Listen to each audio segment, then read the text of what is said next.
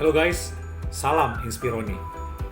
Dalam video ini saya akan membahas tentang beberapa konten yang muncul di channel Roti Tanpa Ragi.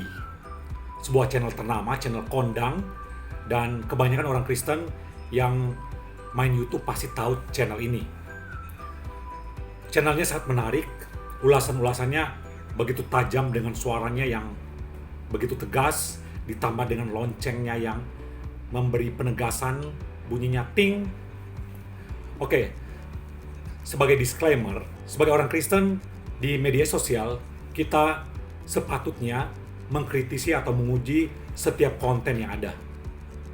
Jadi nggak sekedar asal mengamini atau mengaminkan dan mengimani, tapi mari kita bersama-sama kita dengan pikiran dan hati terbuka, kita mau menyelidiki, kita mau menelusuri, sehingga kita bisa mengetahui fakta apa-apa yang dipaparkan dan kebenarannya. Oke? Jadi begini guys, channel Roti Tanpa Ragi ini sangat getol, sangat gaspol untuk mengendorse, membuang istilah Allah dari Alkitab. Dan tak hanya satu videonya atau kontennya yang membahas, tapi ada beberapa video. Misalnya, ada video dengan judul Allah bukan Tuhan di Alkitab. Dari judulnya itu udah sangat keras gitu ya. Allah bukan Tuhan di Alkitab. Waduh, wadaw. Lalu dia juga pernah mengundang pendukung keras Yahweisme. Apa itu Yahweisme kalau di Indonesia? Ini adalah kubu atau golongan yang mengharamkan penggunaan istilah Allah. Pokoknya kalau Allah kalau di Alkitab atau kita gunakan sehari-hari itu haram. Dan jelas channel Roti Tanpa Ragi ini mengundangnya tujuannya apa? Pasti untuk mendukung pandangannya atau argumennya tersebut. Nah, kali ini saya mau menyoroti videonya yang berjudul Siapa yang takut Allah jadi dewa di Alkitab? Siapa yang takut Allah jadi dewa di Alkitab? Jadi dalam videonya lagi-lagi dia mendorong untuk mengganti istilah Allah itu dengan istilah dewa. Wah, ini udah jelas banget gitu ya, udah sangat eksplisit, udah sangat terang-terangan dia mengekspos hal ini. Pasti ada something di balik ting atau lonceng kencang yang dibunyikannya di videonya. Nah, saya memang sudah curiga karena video lagu dalam bahasa Ibrani, istilah God atau istilah Allah itu sengaja diganti teksnya menjadi dewa. Dalam beberapa video saya memberikan komen, saya memberikan tanggapan, tapi nggak pernah mendapatkan jawaban. Jadi kenapa dia mengajukan istilah dewa pengganti istilah Allah?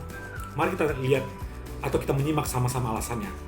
Pertama, dia menyebut secara tegas bahwa istilah Allah itu dipakai oleh kaum muslim. Intinya haram cuy. Jadi ngapain pakai nama Allah yang notabene dipakai oleh umat muslim? Kedua, dia menyebutkan bahwa istilah Elohim juga adalah istilah ilah atau sama dengan dewa itu sendiri. Nah, sama dengan kata Allah, itu berarti juga sama dengan kata ilah. Jadi menurutnya atau kesimpulannya, kalau demikian maka istilah Allah itu nggak masalah dong diganti dengan istilah dewa. Baik, mari kita uji klaim dari si RTR atau Roti Tanpa Ragi ini. Yang pertama, sebenarnya orang Kristen di Mesir atau di Timur Tengah gitu ya, Irak, Aljazair, Yordania, dan Libanon, mereka tetap memakai istilah Allah dalam Bible, dalam kitab suci mereka. Itu sebabnya dalam ayat ini Alkitab dalam bahasa Arab menunjukkan Allah. Jadi, istilah Allah ini bukanlah monopoli satu agama saja. Nggak bisa dikatakan diklaim oleh milik satu agama. Dengan kata lain, kata Allah sendiri sebenarnya bukanlah istilah milik agama Islam saja. Nah, kalau kita mau melihat historisnya ini ya, ini penting banget. Mari kita selalu melihat jejak historis. Istilah Allah sebelumnya justru sudah dipakai oleh orang-orang Kristen Arab jauh sebelum orang-orang Muslim menggunakannya. Bahkan sebelum lahirnya Islam, umat Kristen Arab menggunakan nama Allah sebagai padanan Eloah, Elohim, sampai sekarang. Jadi ketika mendengar kata atau istilah Allah, Maka saat ini orang-orang Kristen pun memahaminya sebagai apa? Sebagai Tuhan mereka, bukan Tuhan atau Allah dari kaum muslim. Dan menarik juga bahwa sebenarnya jejak kekristenan itu di Arab sebenarnya bisa ditelusuri pada waktu lahirnya gereja pada hari Pentakosta. Pada waktu orang-orang dari luar Israel berkumpul di Yerusalem, maka hadir juga di situ adalah orang-orang dari Arab. Inilah yang menjadi latar belakang jejak kekristenan yang ada di Arab. Sekarang alasan yang kedua, ya.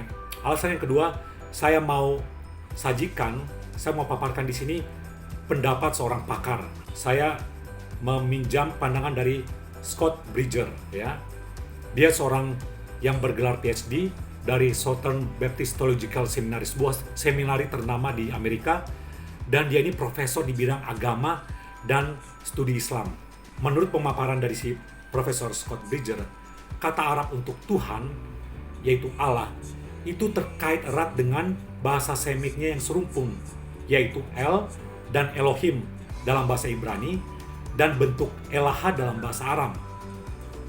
Dalam kitab Daniel 2 ayat 28, kita bisa melihat bentuk Allah yang tidak terbatas dalam bahasa Aram. Dan itu terkait dengan kata El dalam bahasa Ibrani, dan kata Allah dalam bahasa Arab. Koneksi ke bahasa Arab yang serumpun bahkan lebih jelas ketika melihat bentuk dari bahasa Aram dalam Daniel 6 ayat 26.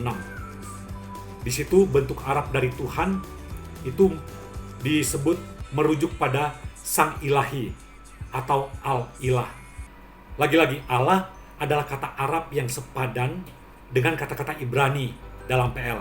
El, Elohim, Eloah. Termasuk juga dalam bahasa Aramaiknya. Itu pandangan dari Scott Bridger. Memang kata Elohim, Eloah, dan El berkaitan dengan akar kata El, dewa yang disembah dalam dunia Semit kuno. El, Ilu atau Ilah adalah bentuk-bentuk serumpun yang umum digunakan untuk dewa tertinggi di masa itu. Uniknya, umat Israel zaman Old atau zaman kuno ternyata memakai istilah yang digunakan oleh bangsa-bangsa di sekitarnya ini. Apakah hal itu berarti umat Israel jadi menyembah dewa yang sama dengan dewa bangsa-bangsa tetangganya? Tentu tidak. Apakah umat Israel mereka akhirnya menganut politeisme?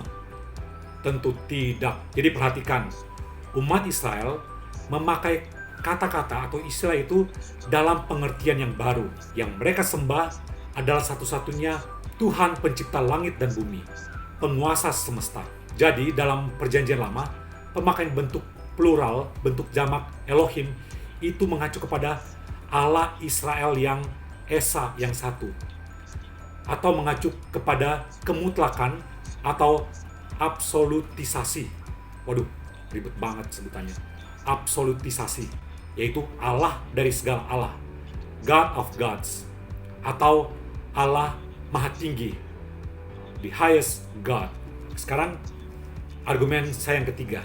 Jika roti tanpa ragi ngotot memakai atau mengklaim kata Allah itu sama dengan dewa, dan oleh karena itu istilah Allah itu harus dicopot, harus diganti, maka konsekuensi logisnya, perhatikan, wahai channel roti tanpa ragi, konsekuensinya adalah Anda harus mencabut atau menggeser, mengganti kata atau istilah Elohim dari semua kitab suci di muka bumi ini. Beranikah Anda mau mengganti istilah Elohim di dalam Bible? Wah, jangan coba-coba. Nanti Musa bisa turun kembali dan bisa nyamperin Anda, bisa belusukan khusus buat Anda. Just kidding ya, bercanda. Nah, lalu ini pernyataan dari si Profesor Scott Bridger. Dia memberikan satu opini yang menarik begini. Orang Kristen sepatutnya memfokuskan energi untuk membedakan karakter Allah dari Alkitab versi orang Kristen Arab dengan Allah dari dalam Al-Quran atau Allah dari kaum Muslim. Secara teologis, saat orang Kristen berbahasa Arab bicara tentang istilah Allah, jelas ada perbedaan dalam sifat dan atribut atau pribadi yang ia maksudkan dibandingkan dengan tetangga Muslimnya yang berbahasa Arab. Keduanya boleh menggunakan istilah yang sama untuk menyebut Tuhan, namun sifat karakter, atributnya jelas berbeda. Orang-orang Kristen menegaskan monoteisme trinitarian, sementara kaum muslim menganjurkan monoteisme unitarian. Nah, sedangkan istilah Allah sebenarnya itu sudah lama dipakai dalam Alkitab kuno di Nusantara ini, ya, atau dalam versi Melayu kuno. Para penerjemah zaman dulu, mereka pada akhirnya memilih istilah Allah ini tentunya dengan alasan yang kuat, dengan alasan yang valid, begitu ya. Dan istilah Allah ini sudah melekat dan terpatri dalam sejarah kekristenan, dalam sejarah kitab suci di Nusantara sampai di Indonesia pada saat ini. Sudah ratusan tahun dipakai cuy, sampai sekarang. Lalu ujuk-ujuk ada orang yang baru belajar bahasa-bahasa dalam Alkitab dengan menggunakan aplikasi, langsung ngeyel mau ganti istilah Allah. Lagi-lagi, wah, kok ini lancang banget gitu ya menurut saya. Jadi ketika channel Roti Tanpa Ragi memaksakan untuk memakai kata atau istilah dewa, maka bukan hanya salah kaprah, sesat berpikir, tapi jelas sudah menolak jejak historis dari penggunaan istilah itu. So, kalau dia berani menggugat, gugatlah LAI dan gugatlah orang-orang Kristen yang di Timur Tengah. Persoalannya adalah apa? Tak semudah itu, Ferguson. LAI itu adalah satu lembaga yang punya legalitas, kemampuan yang sangat mumpuni, yang tidak hanya bermodal aplikasi atau bermodal interlinear dengan kamus besar bahasa Indonesia. Mereka adalah orang-orang yang saya kenal, salah satunya Dr. Anwar Chen, seorang yang benar-benar bisa berbahasa Ibrani secara verbal. Jadi bacanya, kalau baca Alkitab itu langsung bahasa Ibrani, guys. Jadi proses penyerapan kata Allah yang awalnya digunakan di lingkungan umat Kristiani berbahasa Arab itu tidak berbeda dengan proses penyerapan kata El dari dunia Semitik kuno dan kata Theos dari lingkungan Yunani. Implikasinya, istilah Allah itu sekali lagi tidaklah salah untuk digunakan, gitu ya. Istilah Allah itu dekat dengan bahasa Ibrani, dekat dengan bahasa Aramaik.